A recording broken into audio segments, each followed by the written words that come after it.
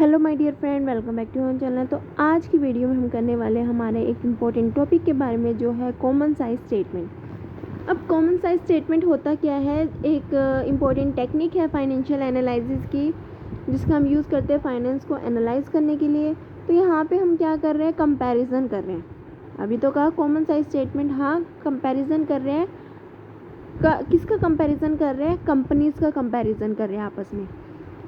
मान लो जो भी कॉम्पिटिटर कंपनी है, जो भी एक पर्टिकुलर इंडस्ट्री के अंदर जितनी भी कंपनीज़ हैं, ठीक है, उसका हम क्या कर रहे हैं? कंपैरिजन कर रहे हैं आपस में। कंपनीज़ का कंपनी के साथ कंपैरिजन कर रहे हैं। कंपैरिजन तभी पॉसिबल होगा जब सेम अकाउंटिंग मेथड का यूज़ किया जा रहा है, सेम प्रोसीजर का, सेम पॉलिसीज़ का यूज़ किया जा रहा है। जब कॉमन चीज़ों का यूज़ किया जा रहा है तब हम कंपैरिजन कर पाएंगे।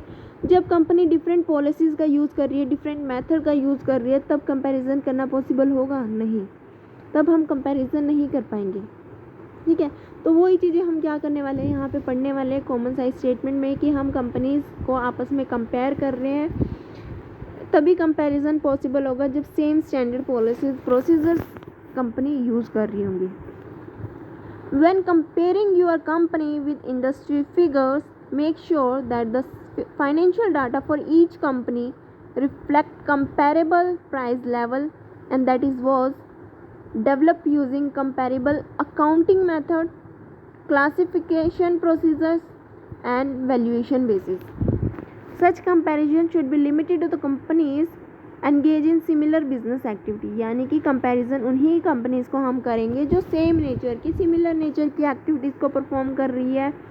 When the financial policies of the two companies differ, this differences should be recognised in the evaluation of comparative report.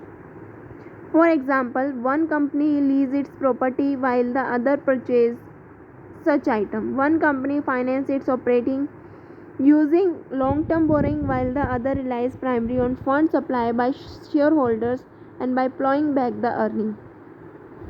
Financial statements for two companies under these circumstances are not wholly comparable. Hence, you require some comparable basis to overcome this problem. Hence, we use common size statement. तो उस cases में हम क्या कर रहे हैं? Common size statement का use कर रहे हैं। कॉमन साइज स्टेटमेंट क्या कहती है कि अगर तो सेम चीज़ें हैं, मान लो एक कंपनी मशीन को परचेज़ कर रही है, दूसरी कंपनी भी मशीन को परचेज़ कर रही है, तो ईजी है कंपैरिजन करना। लेकिन एक कंपनी मशीन को परचेज़ कर रही है अपने खुद के पैसों से, एक जो है वो लीज़ पे मशीन को ले रही है।